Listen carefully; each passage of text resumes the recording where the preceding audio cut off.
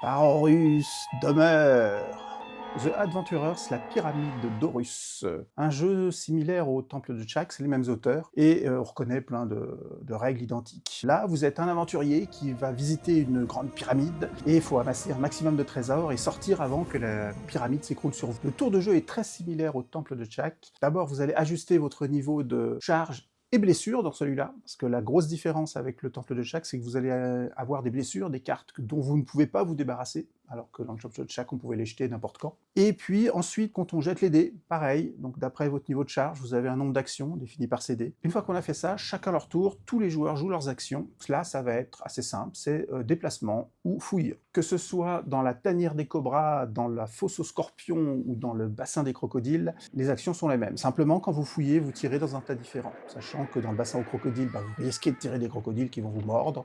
Dans la fosse aux scorpions, vous avez compris, et puis dans la tanière des cobras aussi. Alors dans la tanière des cobras, c'est l'entrée de la pyramide, c'est le seul endroit où on peut trouver de l'équipement. On peut trouver justement de quoi se soigner si besoin, on peut trouver aussi une sacoche qui vous permet de porter 2 trésors comme s'il n'y en avait qu'un. Il y a une action que vous connaissez déjà, vous allez tirer les 5 dés, et si vous faites les chiffres demandés, vous pouvez ramasser la divinité correspondante. Donc il faut faire 1, 2, 3, ou 1, 2, 3, 4, ou 1, 2, 3, 4, 5, selon la divinité. C'est des divinités qui ont beaucoup de valeur. Le problème, c'est qu'elles vous apportent un malus. Typiquement, si vous faites la divinité verte, qui est assez facile à ramasser, il faut savoir que le dé vert ne pourra plus vous servir pendant le reste de la partie. Mais évidemment, en ramassant ces divinités qui valent beaucoup de points, vous tirez un peu une balle dans le pied, parce que vous avez moins d'actions, forcément.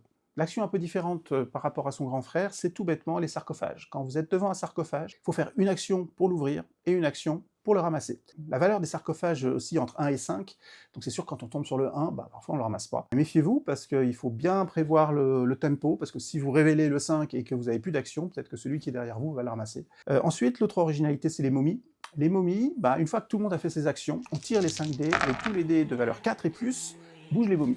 Les momies, elles font des allers-retours dans leur couloir, simplement. Et si elles vous croisent, elles vous fait la toucher de la momie. C'est une blessure, une carte de nouveau qui vous encombre et que vous mettez dans le jeu. Et le dernier petit événement jouissif de ce jeu, on prend un bloc, il est numéroté, et on le pose simplement à l'endroit défini. Évidemment, ce bloc, il peut vous coincer. Donc faut se méfier, parce que si vous êtes coincé dans la pyramide, vous avez beau être riche, vous avez perdu.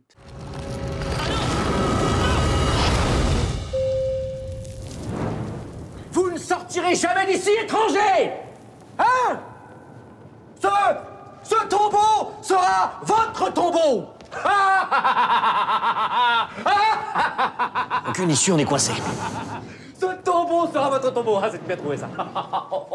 Et on comptera seulement les points de ceux qui sont sortis de la pyramide. On comptera leur trésor, et c'est le plus riche qui gagnera la partie. Je dirais qu'il est un poil plus simple que son grand frère, le Temple de Tchak, parce qu'il n'y a pas plusieurs salles, il n'y a pas plusieurs règles qui changent selon la salle. Plus facile à sortir, on va dire, mais ça reste vraiment du même acabit. Vous vivez une aventure en moins d'1 heure, et il y a pas mal de chance, ça reste très familial. Mais franchement, c'est un bon moment, on s'amuse bien, on croise les doigts quand les blocs sortent, et puis qu'il n'y a plus qu'un couloir pour sortir. Et non, vraiment, vraiment très prenant. Si vous aimez le mystère de la Grande Pyramide de Blake Mortimer, si vous aimez les films La Momie, si vous aimez les pyramides, si vous aimez l'aventure aussi, franchement, n'hésitez pas. Alors par contre, il a le même problème que son grand frère, il n'est plus édité, donc c'est occasion de nouveau. Si vous le voyez dans un marché, dans une braderie, d'occasion, n'hésitez pas, c'est franchement un jeu très chouette. Moi en tout cas, je vous conseille. C'est mon avis, et je le partage.